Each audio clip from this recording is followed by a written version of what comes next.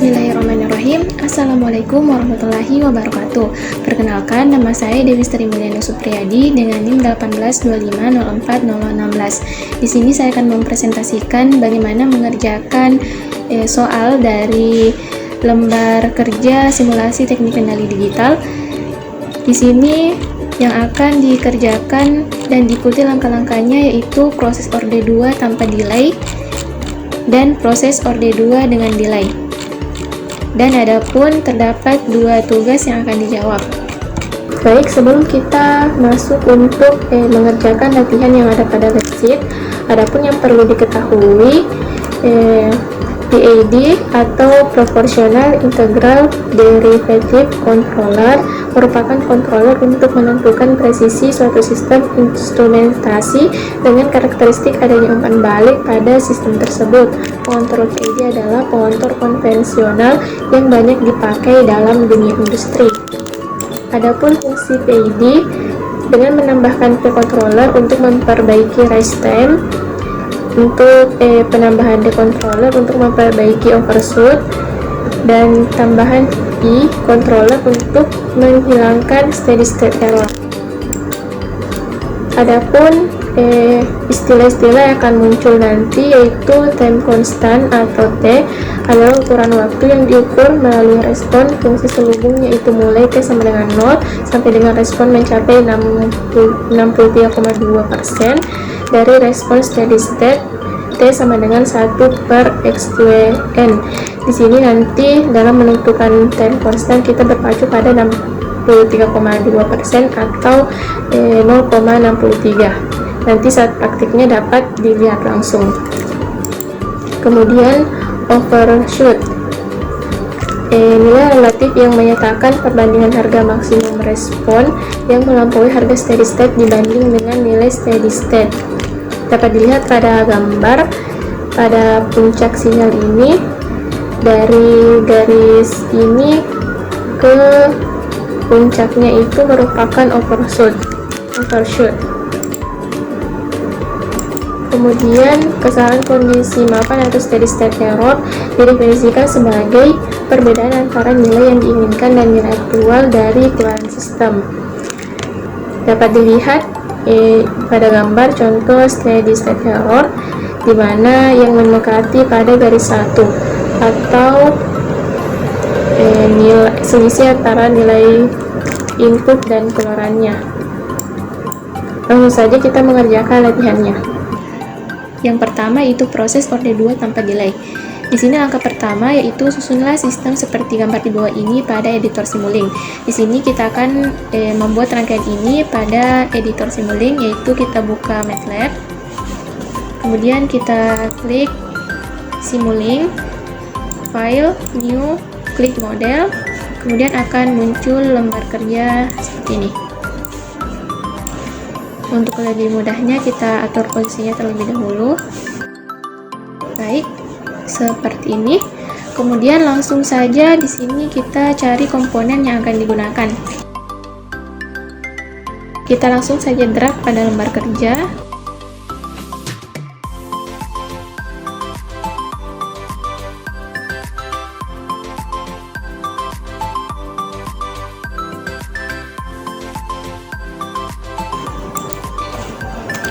Transfer FCN, enter, dan satu lagi PID controller. Kemudian jika sudah lengkap komponennya, kita langsung saja untuk menyusunnya dan menghubungkannya sesuai yang ada pada lembar kerja kita. Kemudian gain ini harus diputar ya. Caranya dengan pada keyboard Ctrl R untuk memutarnya. Kemudian jika sudah tersusun, kita langsung saja menghubungkannya.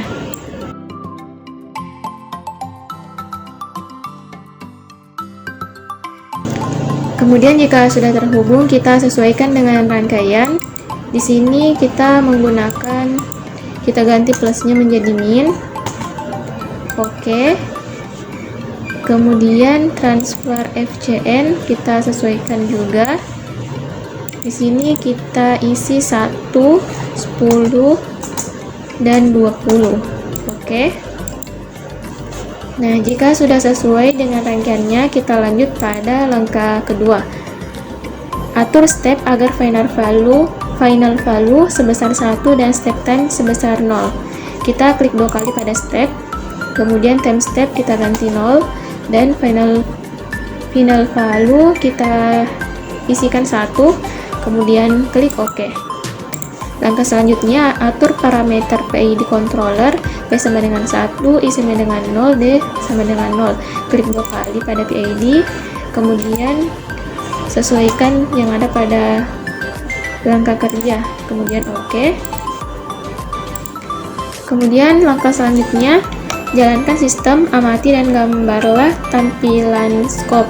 Catatlah beberapa parameter yang diperlukan, misalnya konstanta waktu atau time constant, dan kesalahan keadaan tunak atau steady state error. Kemudian langkah kelima, naikkan nilai P sedikit demi sedikit sampai steady state error sebesar 30%. Catat nilai P kondisi ini. Sebelumnya, tabel-tabel yang ada pada lembar kerja ini sudah saya kerja sebelum merekam video ini. Langsung saja kita tampilkan hasilnya.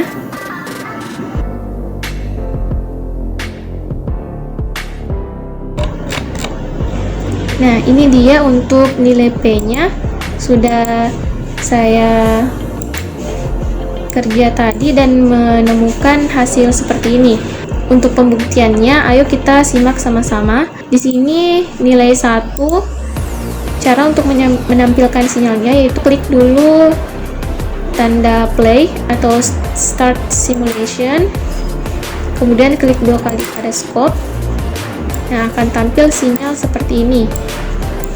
Yang warna ungu itu merupakan output dan kuning ini merupakan inputnya. Di sini dalam tabel yang diisi yaitu nilai P yang akan kemudian ditambah-tambah agar mendapat hasil yang sesuai, di mana di sini kita disuruh untuk P ini sampai steady state errornya sekitar 30%. Di sini time constant seperti yang sudah saya jelaskan sebelumnya mengenai time constant. Di sini kita akan menggunakan 0,63. Caranya itu kita zoom dulu. Sini kita lihat sumbu Y-nya 0,63. Sebelumnya kita bisa kira-kira saja 0,63 pada sebelah sini. Kemudian kita tarik garisnya sampai 0,3. Di sini kita tarik sumbunya sampai ke pada puncak tertinggi pada gelombang yang dihasilkan. Kira-kira di sini untuk melihatnya kita bisa zoom pada daerah sini. Kira-kira di sini untuk puncak tertingginya. Di sini saya kira-kirakan untuk time constantnya pada titik 1,3. Untuk melihat time constant, kita lihat pada sumbu, kita anggaplah ini di bawah sumbu X. Kemudian untuk steady state error 0,93 itu didapat dari, seperti juga yang dijelaskan sebelumnya, steady state error itu merupakan selisih antara input dan outputnya. Di sini kita lihat outputnya berada pada titik di mana ini kira-kira ada pada 0,047, dan outputnya tadi kita catat dulu ya, di sini 0,047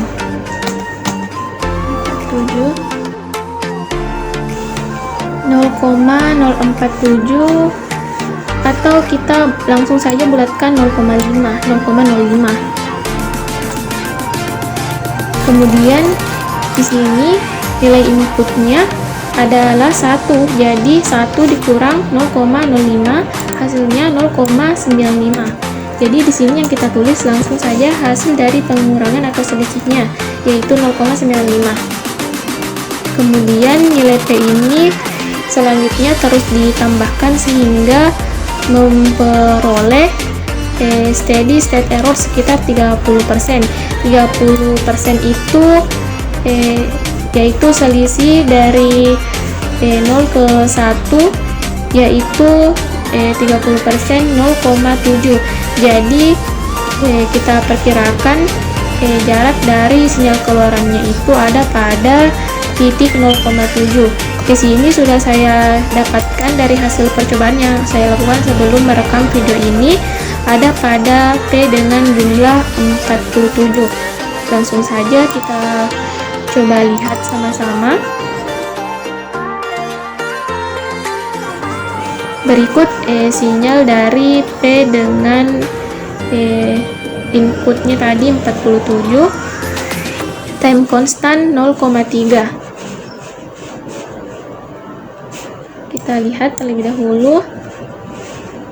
Tadi time constant harus di 4,63. Di sini 0,63. 63 titiknya di sini kita lihat di bawah ada pada time constant 0,3. Sudah sesuai dengan yang saya tulis sebelumnya. Kemudian steady state error 0,3. Kenapa 0,3? Karena di sini kita lihat, misal di sini kan sumbu Y ada pada steady state-nya, jarak antara output dan inputnya ini ada pada titik 0,7. Kemudian 0,71 dikurangi 0,7 sama dengan 0,3. Jadi sudah sesuai.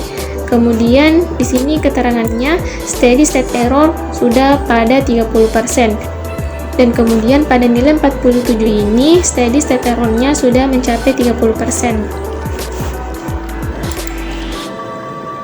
Lanjut pada langkah ke-6, atur nilai I dari kecil sampai besar sehingga steady state error menjadi 0 atau mendekati 0 dan maksimum overshoot sekitar 120%. Catat nilai I. Berikut ini bisa dilihat pada tabel hasil yang saya sudah dapatkan sebelumnya. Di sini nilai I yang sudah sesuai dengan yang diminta itu 156. Kita langsung saja pada percobaannya. Di sini PID tadi 47, kemudian integralnya kita langsung saja isi 156. Kemudian klik OK. Kemudian kita lihat sinyalnya berbentuk seperti apa, apakah sudah sesuai dengan jawaban yang saya kerjakan. Nah, sinyalnya berbentuk seperti ini. Time constantnya 0,22. Coba kita lihat apakah sudah sesuai.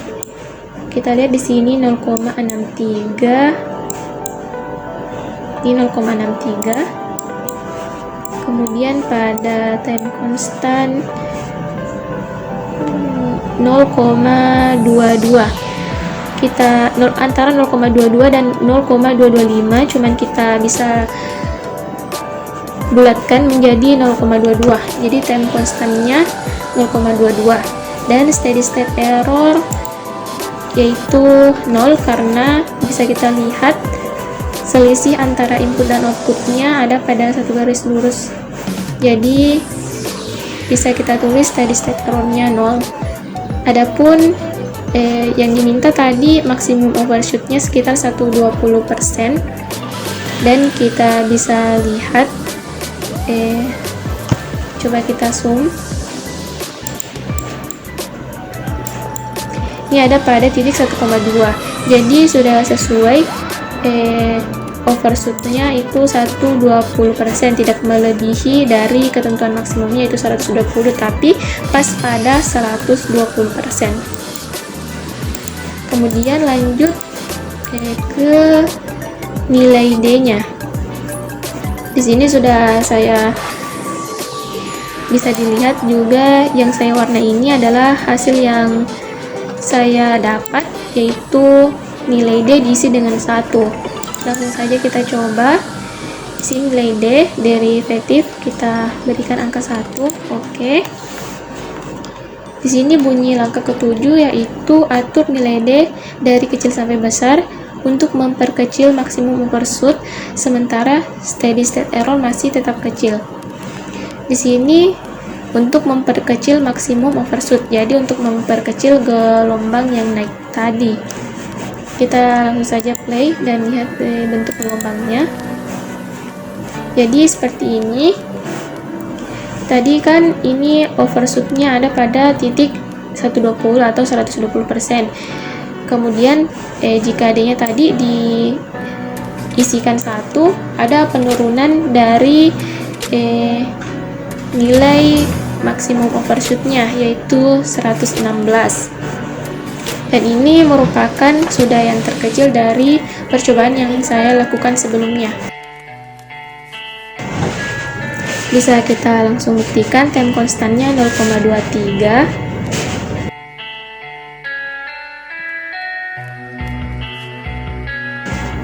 Nah, sini mendekati 0,23, jadi saya langsung saja untuk time konstannya 0,23 dan steady state errornya 0. Kemudian langkah selanjutnya, langkah ke-8, gambar tampilan scope terbaik menurut Anda dan catat parameter-parameter yang diperlukan. Di sini bisa kita lihat, jadi tampilan scope yang terbaik menurut saya itu posisi P pada nilai 47, I156, dan D sama dengan 1. Yang bentuk sinyalnya bisa dilihat seperti ini. Lanjut pada proses OR-D2 dengan delay. Sini kita langsung saja klik file, kemudian new, klik model, dan muncul lembar kerja baru. Kita kemudian akan membuat rangkaian untuk proses OR-D2 dengan delay ini. Seperti sebelumnya, kita kumpulkan dulu komponen yang akan digunakan.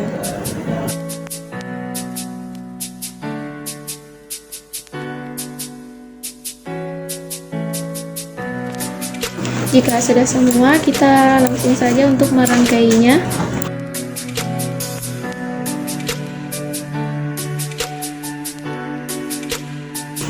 Nah, kemudian kita langsung saja hubungkan rangkaiannya.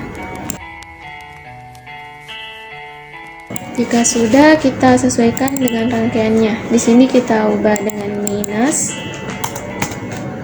Oke. Dan transfer FCN-nya kita sesuaikan juga. Di sini kita isi 111. Oke. Kemudian kita ke langkah selanjutnya. Atur step agar final value sebesar 1 dan step time sama dengan 0. Pada transport delay, atur parameter time delay 0,5. Klik dua kali pada transport delay. Time delay-nya kita berikan 0,5. Klik OK. Dan atur parameter PID controller, P sama dengan 1, I sama dengan 1, dan D sama dengan 0. Jalankan sistem amati dan gambarlah tampilan scope. Catatlah beberapa parameter yang diperlukan, misalnya konstanta waktu, time constant, dan kesamaan keadaan tunak atau steady state error. Perbesar nilai P sedikit demi sedikit agar steady state error menjadi sekitar 30-40%. Catat nilai P pada kondisi ini. Nah, bisa dilihat pada tabel ini sudah saya kerjakan sebelumnya, dan saya mendapatkan nilai P ini yang steady state errornya ada pada sekitar 30-40%, yaitu nilai P 1,7. Kita langsung saja buktikan. Di sini nilai P-nya 1,7. Kita play, klik dua kali pada scope. Kita bisa lihat tampilan sinyalnya. Time constant pada 0,63. Kita coba zoom. 3 ada pada 1,56 dan 1,58. Di sini saya ambil 1,5. 1,3 1,5. Kemudian steady state errornya 0,38. Steady state error karena bentuk gelombangnya bergelombang seperti ini, maka untuk melihat output yang terdekat dengan inputnya, kita bisa lihat yang ada pada ujung di sini. Di sini ada pada titik 0,62. Jadi 0,62 dikurang 1, 0,38. Jadi untuk steady state error yang didapatkan dari nilai P 1,7 yaitu sebesar 38% dari nilai P 1,7, dan sudah sesuai dengan langkah ke-6 di mana steady state errornya diminta sekitar 30-40%. Lanjut pada nilai I. Di sini nilai I yang sudah saya dapatkan yang sesuai yaitu 0,09. Di sini bunyi perintahnya itu atur nilai I dari kecil sampai besar sehingga steady state error menjadi 0 atau mendekati 0 dengan maksimum overshoot 120%.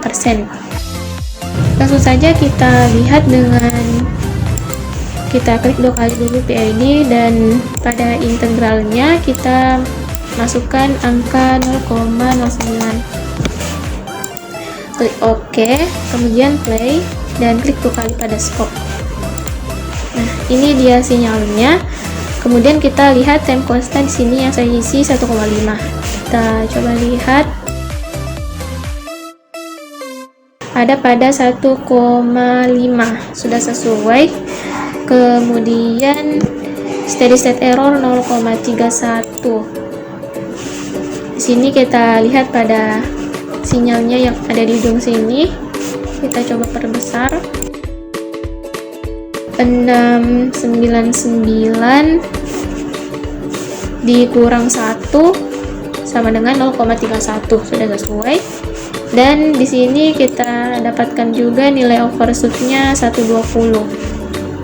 Bisa kita zoom sini 1,205. Kita bisa bulatkan saja 1,20 sehingga nilai overshootnya 120 dan tidak melebihi atau kurang dari yang sudah ditentukan. Kemudian lanjut ke nilai D-nya. Di sini nilai D yang saya dapatkan itu 0,5. Atur nilai D dari kecil ke besar untuk memperkecil maksimum overshoot, sementara steady state error masih tetap kecil. Coba kita lihat, langsung kita isi di sini derivatifnya 0,5. Di sini time constant maksudnya itu 1,5. Coba kita lihat 0,63 pada antara 1,5 dan 1,6.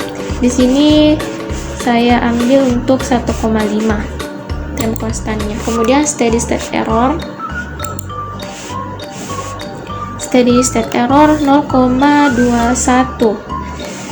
Dilihat pada ujung sinyal di sini, kita zoom saja.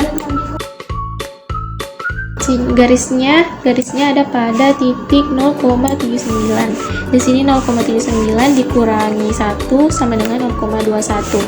Kemudian adapun overshoot diperoleh 103 dari tinggi dari puncak ini. Kita lihat, kita coba zoom, yaitu 138. Kita dibulatkan menjadi 103 saja. Jadi di sini saya tulis overshootnya 103%. Kemudian selanjutnya gambar tampilan akhir scope ini dan catat parameter-parameter yang diperlukan. Adapun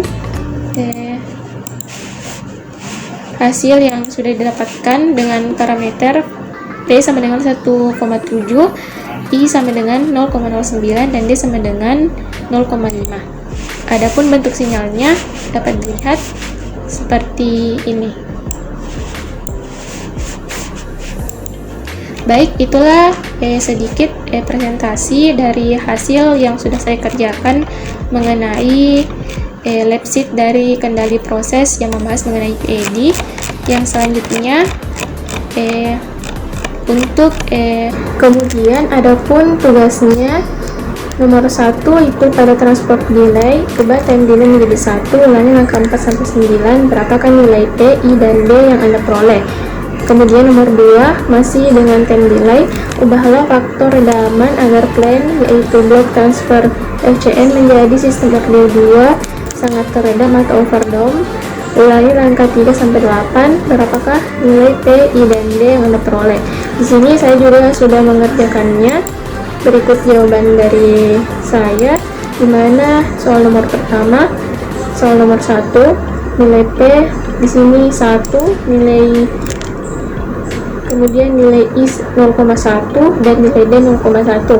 Adapun bentuk sinyal keluarannya dapat dilihat seperti ini.